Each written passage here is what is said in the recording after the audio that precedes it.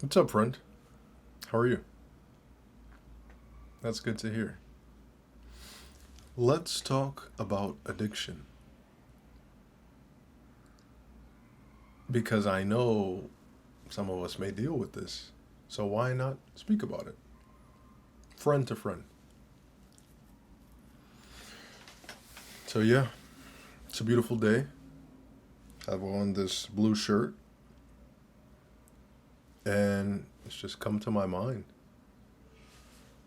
Addiction, because I had my own battles with addiction.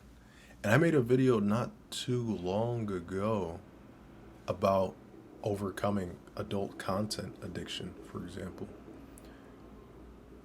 And my question always is this one: why does that matter, that addiction, and others don't? Like, okay, maybe that was my struggle, right? But maybe yours is different than mine. So, how do we change this? How do we move forward there? And it's by applying these things in all the areas, guys. They're all related. So, let's set the scene. Let's say, for example, you are a gamer and you're a younger person and you're starting to hit that phase of your life where you're like, okay, I want to see, what can I do? What am I good at? Who am I? And the thing is, when you are trying to pursue these things, the addiction that you have to playing the games is just hammering you home. It's like, man, no, come here, come play Fortnite, come play whatever the game is, right? Whatever the game may be, come and play that with us now. And you're like, one more game, it won't hurt. And then if you play 2K, right, and you play Park, and so you're just playing endless games, you're like, oh, when we lose, I'll get off. And then you never lose. And I believe that games can be beautiful if you play them with someone else. The only thing with games, too, is, I mean, it's going to impede you from doing certain things that you need to do. Because we all have 24 hours in a day. And so, for example, the person same age as you that could be competing for the same position. Let's say in the hours that you spend playing video games, they spend those hours studying on their craft. And you both already do the work, but they spend that extra time studying. Who do you think is going to be more prepared for when that position presents itself?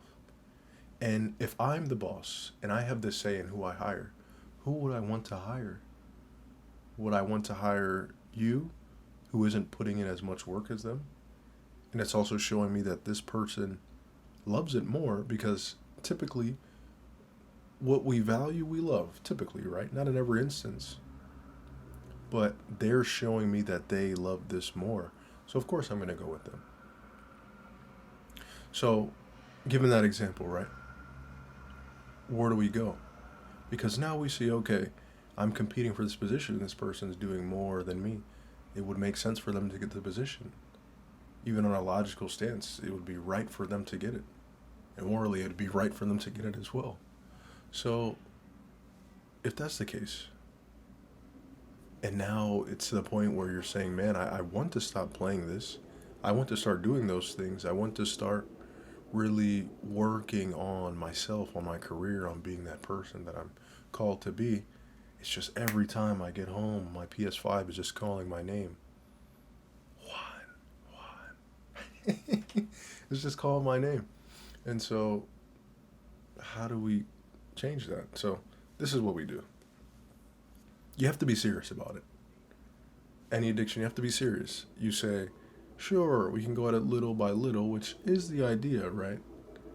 Depending on each personality, you may want to do littler by little or just all at once. And so you write it down. You say, okay, this addiction to video games, I want to stop. Okay, so you say, okay, I'm done. No more video games. And then you consume content and information about how to stop, and you consume the things about the content. So, okay, what are the pros to video games? What are the cons? Because you want to be well informed before you do anything. And then after you do this, you need, I mean, a lot of the times, if you have a very bad experience that you know occurred because of this, like let's say you didn't get the position because you were playing video games, and you're like, man, I didn't get this because I didn't study, and I know that I gave that time to playing video games, man. Because if you have that, awesome. Because now you have a story to tell yourself. So, what you do now is you say, man, I have to make this change. This is kind of disgusting. Not necessarily what you're doing, but the byproduct of it. And so, what I did, for example, was when it came to like watching X-rated content, I was just like, man, I can't continue to do this. I've seen what it's done in my life. So I said, okay, this is what I'm going to do. I'm going to stop. I've done it before, but this time I'm serious about it. It's a lifestyle. And then you prep yourself for the journey because, let's be honest, there will be moments when you want to conform back to your old self. And so what you do then is you say, okay, I am going to do this. I'm going to stop playing these video games. I have to. Because I have to live my life. I have to succeed. I have to provide for my family. So you write this down and you say, okay,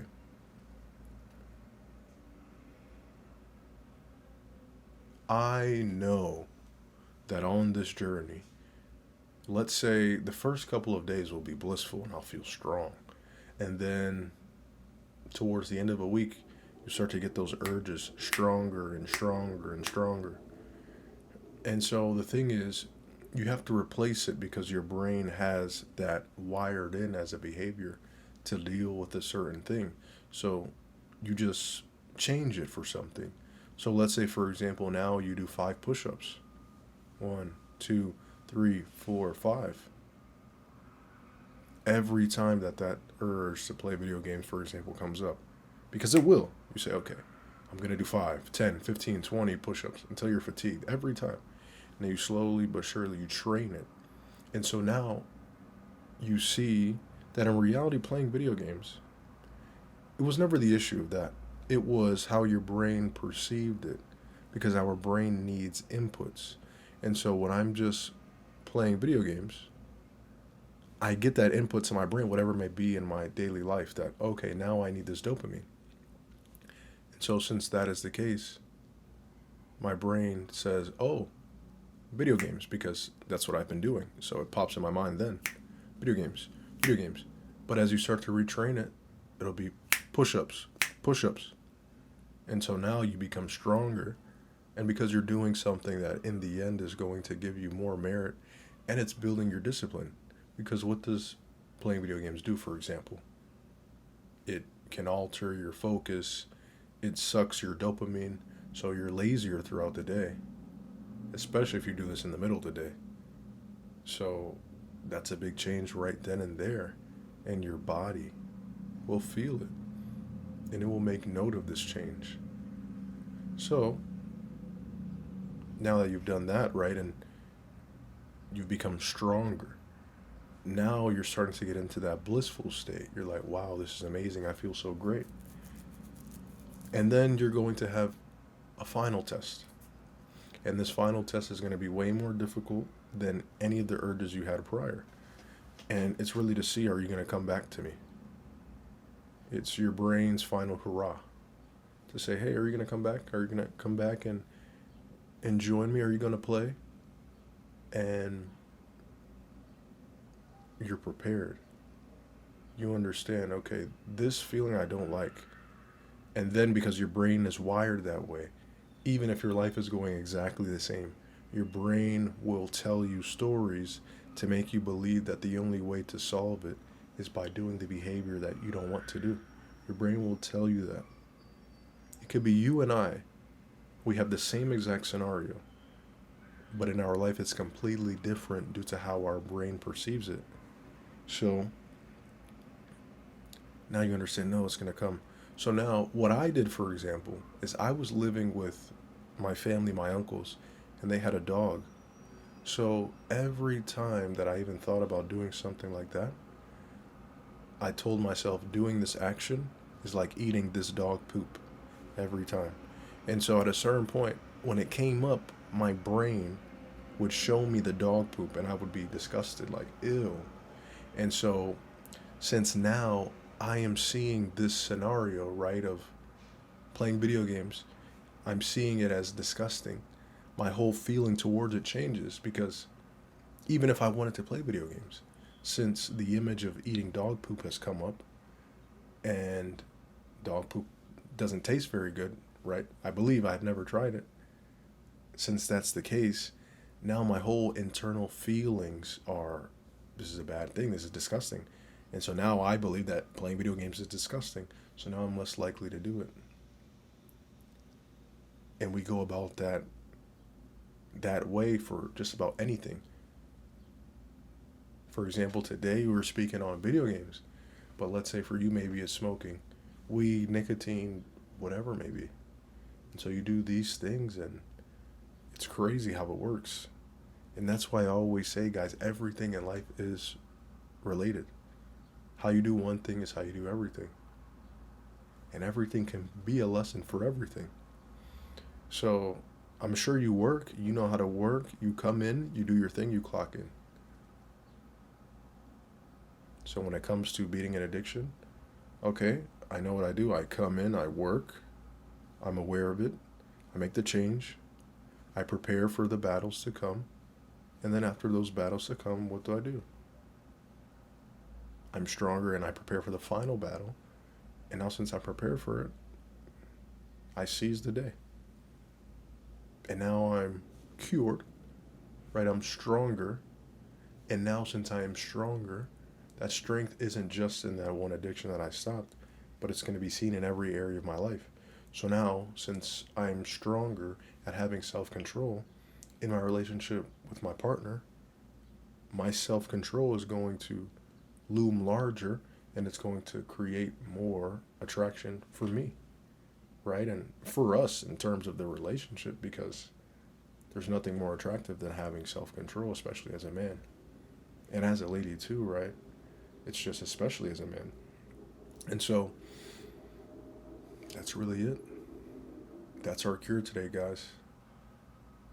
So I hope everyone just enjoyed the convo today. If you have any questions at all, guys, any topics you want me to speak on, please leave them down below. Take care. Drink your water. Have a great rest of your day. Deuce.